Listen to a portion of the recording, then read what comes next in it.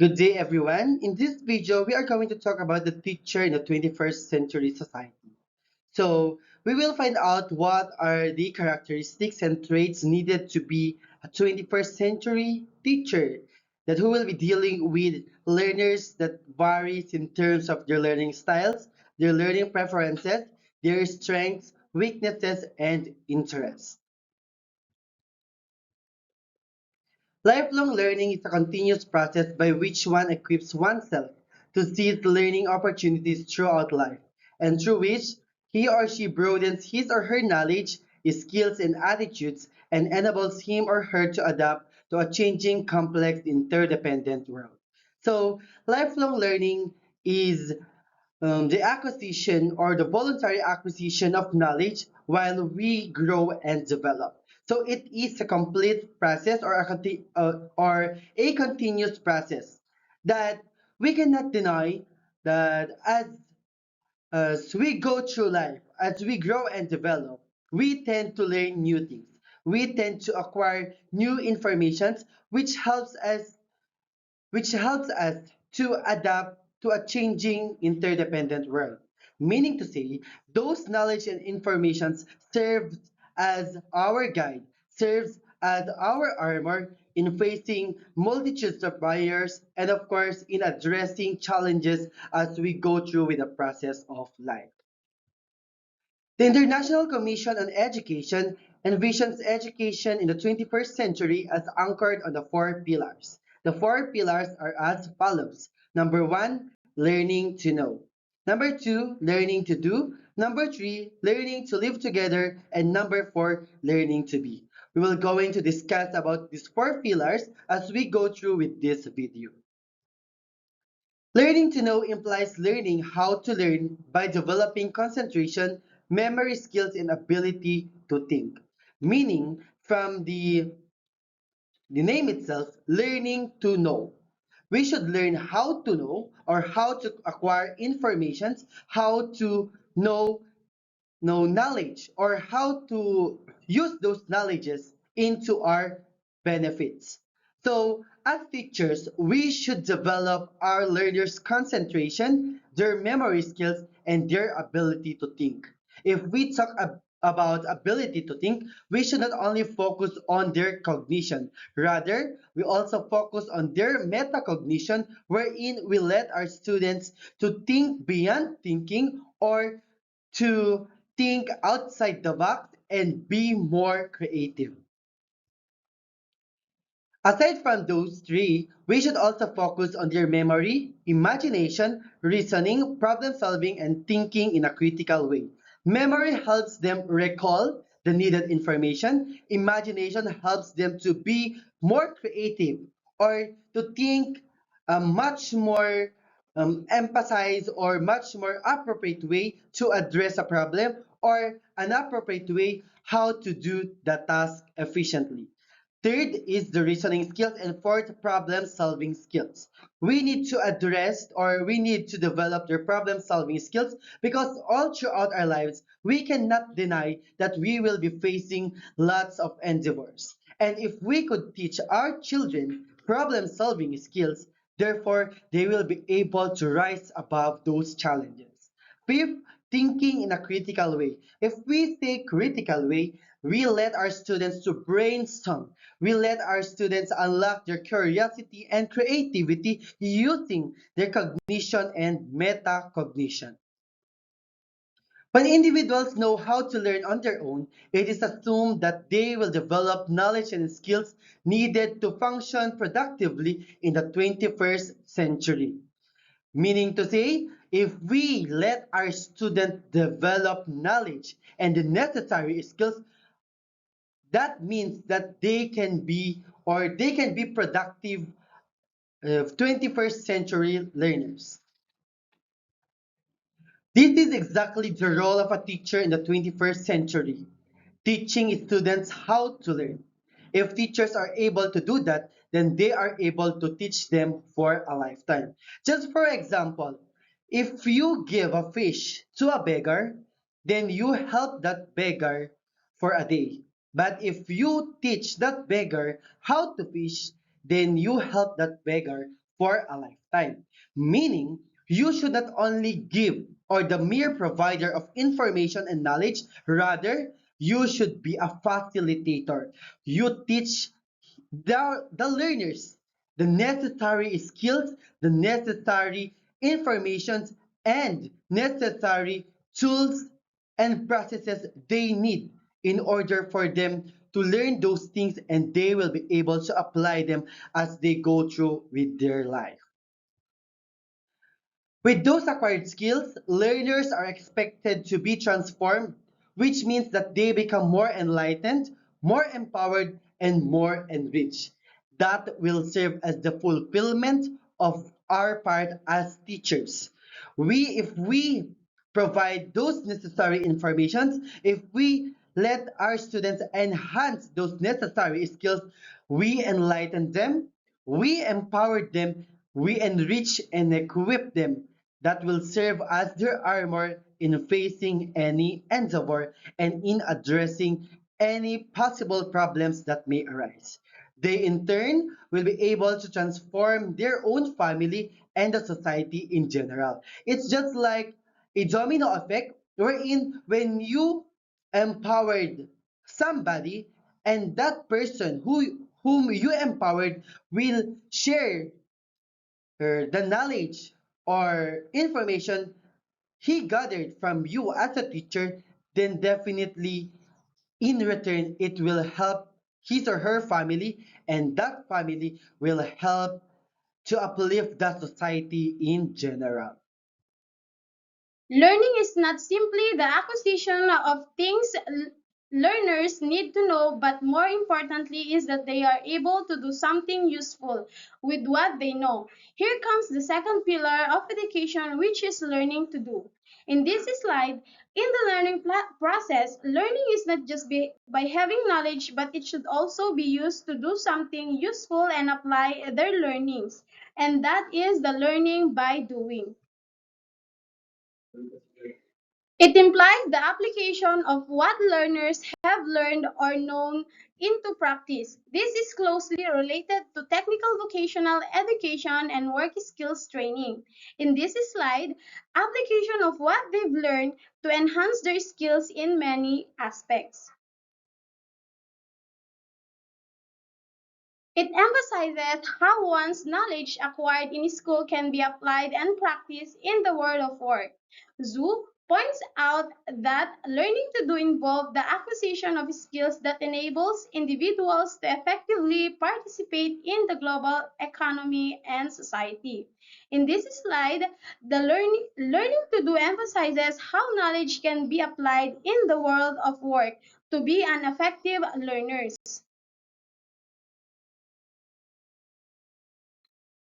This pillar also includes the development of competence, life skills, personal qualities, aptitudes, and attitudes. Learning to do can no longer have the simple meaning of preparing someone for a clearly defined task and can no longer be regarded as a simple transmission of a more or less routine practice. The pillar brings to the fore the need for personal competence which employers seek in their applicants. Personal competence may mean a mix of skills in an individual, a social behavior which enables an individual to work together in teams, ability to collaborate, and readiness to take risks. Focus of education in relation to learning to do is the launching of learners into a lifelong continuum of knowledge, values, attitudes, competencies, and skills, and the development of the new knowledge and skills that are required by the changing work environment. In these three slides, learning to do can expose every learner to develop their skills that can be used when they are working fields. By enhancing their skills, they will no longer face hardship in doing their field of work. Learning to do can prepare them to be ready for their future work. In summary, learning to do involves putting innovatively what one knows into practice through number one, skills development, number two, practical know-how, number three, development of competence, number four, personal qualities, number five, life skills, number six, aptitude, aptitudes, and numbers. The last one is the attitudes. The need for the development of new knowledge and skills is an offshoot of the increasing globalization and free trade which resulted to the new economic pressures for business organizations and individuals to upgrade their knowledge and skills to maintain their competitive edge or at least be at par with their competitors. Because of globalization, business and industry seeks the development of new skills and knowledge. These skills should be timely and relevant and should meet what is needed in the industry. Through this way, they will be able to maintain their competitiveness and will serve as an edge over competitors. Technical vocational education must not only focus on the development of new knowledge and skills, but also on the need for values in education and training associated with life skills. The development of one's ability to manage his or her life and time effectively, capacity for teamwork, responsible corporate and global citizenship, and democracy. So, aside from developing skills and knowledge, we as teachers, 21st century teachers, should also focus on the development of one's ability to manage first their life and time effectively. We should teach our children how to manage their time, how to use their time effectively and appropriately. Aside from that, we should also develop their capacity for teamwork. Capacity for teamwork means they should know how to collaborate with one another or to collaborate with other person. And lastly, responsible corporate and global citizen and democracy. Because we should not only focus on the cognition and the the skills needed of our learners, but also their civic attitudes or their citizenship as a person in general. It is only within the context of peace that one will be able to put into practice what one is able to know. It is only within the context of a peaceful society that one will become productive in all spheres of his or her life. Thus, the pillar of learning to live together is the next anchor or education in the 21st century. Learning to live together involves the development of social skills and values, such as respect and concern for others, social and interpersonal skills, and the appreciation of diversity among people. So the third pillar of education is learning to live together.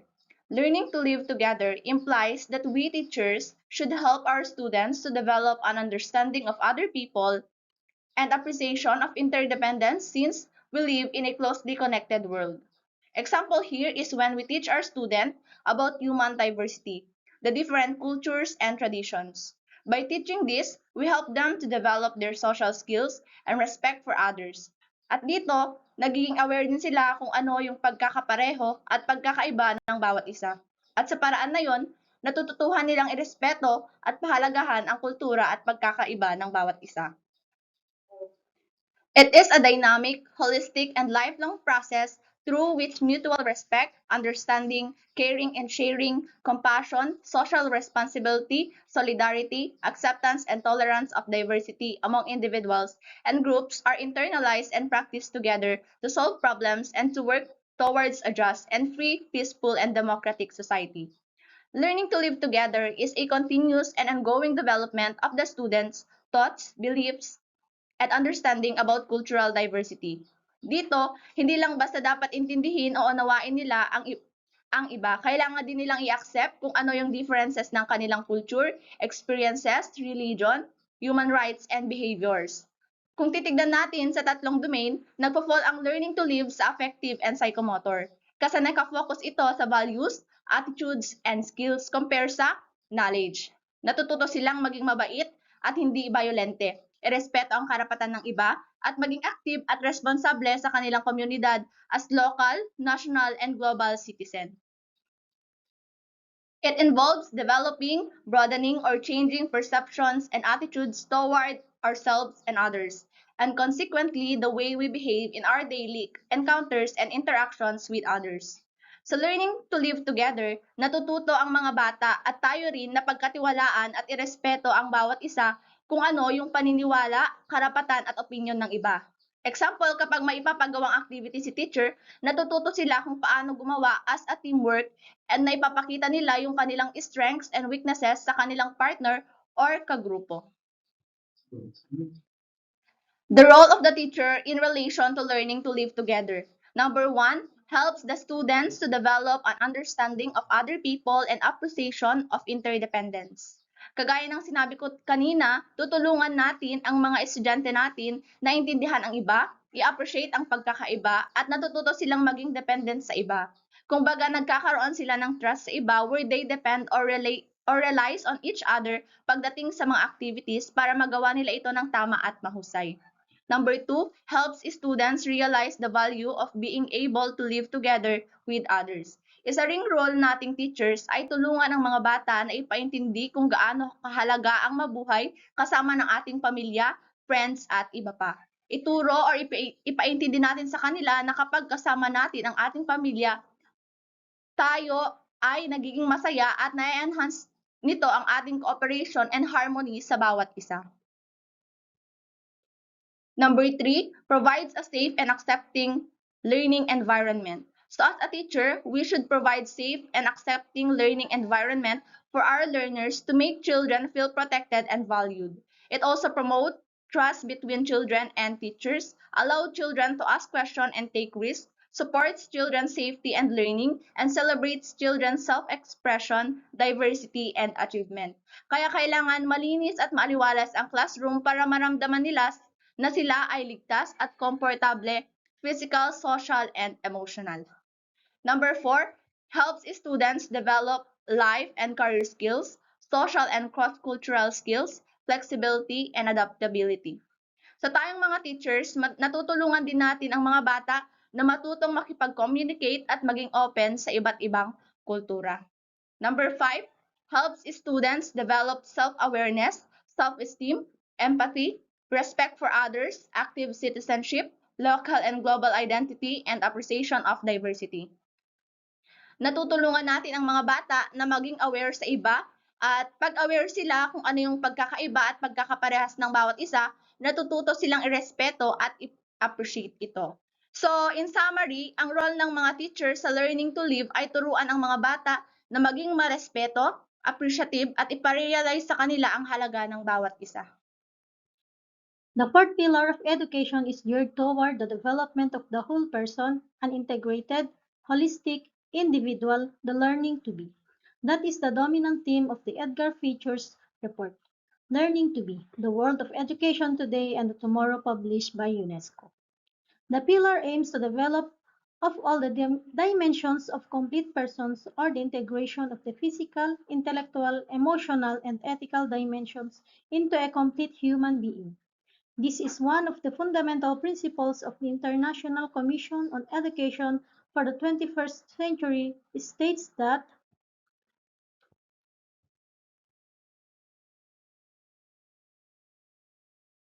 education must contribute to the all-around development of each individual mind and body.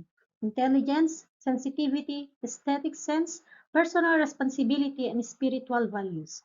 It describes learning to be as the complete fulfillment of man or women in all the richness of his or her personality, the complexity of his or her forms of expression, and his or her various commitment as individual member of a family and of a community, citizen and producer, inventor of techniques and creative dreamer, by in Vega et al. The Commission further defines learning to be as a dialectical process, which starts with knowing oneself and then opens relationships with others. In that sense, education is above all an inner journey whose stages correspond to those of the continuous maturing personality. It is thus a very individualized process and a process of constructing social interaction.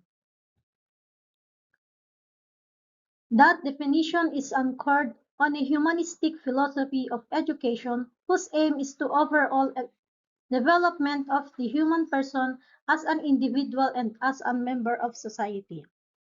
It takes into account of all the powers, faculties, and innate potentials within the human person, respecting the dignity of the worth of each individual.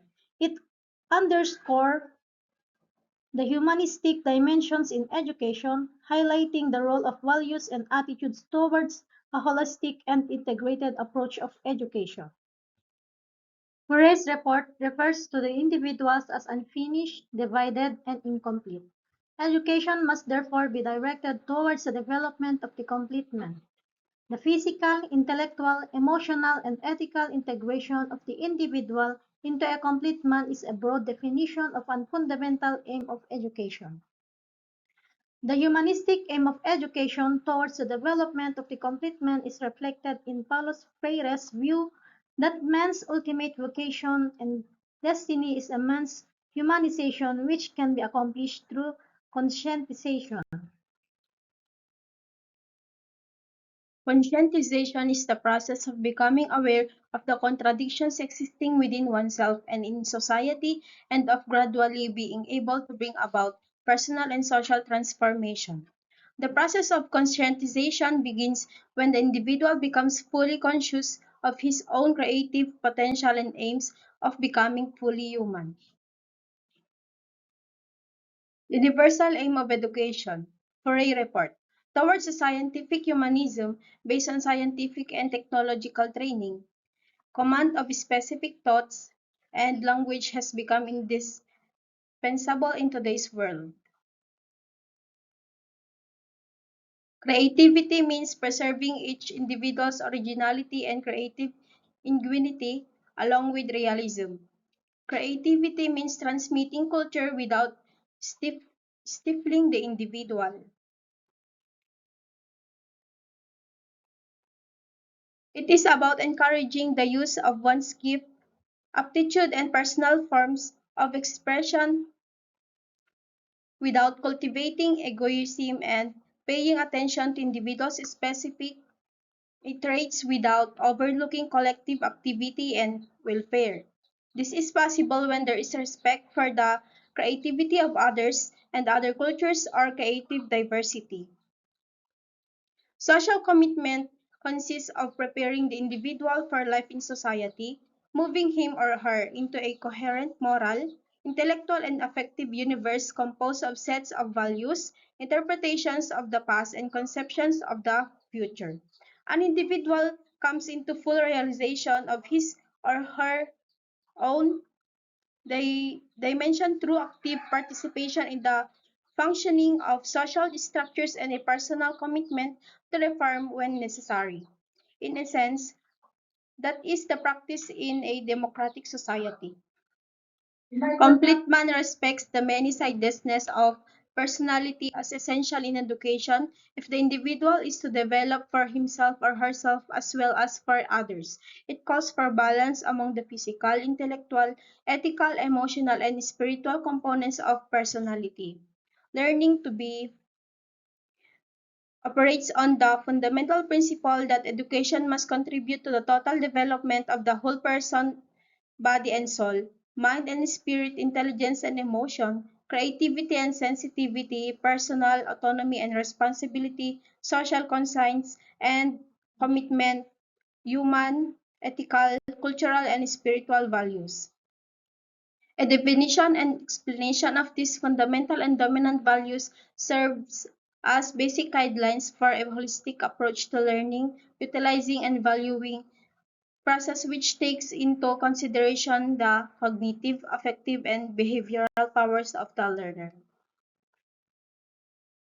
So, in general, as future educators and as a 21st century teachers, we should focus on developing the four pillars of education, which are learning to know, learning to do, learning how to live together, and learning to be. It is very important that we develop those skills and knowledges within our learners because it will help them in facing any endeavor in the future and it helps them in achieving their full potential and developing their holistic self. So there you have it, ladies and gentlemen. Thank you for listening. And this is I, Julius Medrano Grande. Ivy Riavajes, Avery Ogale, Gretchen Tumaneng. Princess Tamayo. And we are the reporters for this video. Thank you so much. Bye!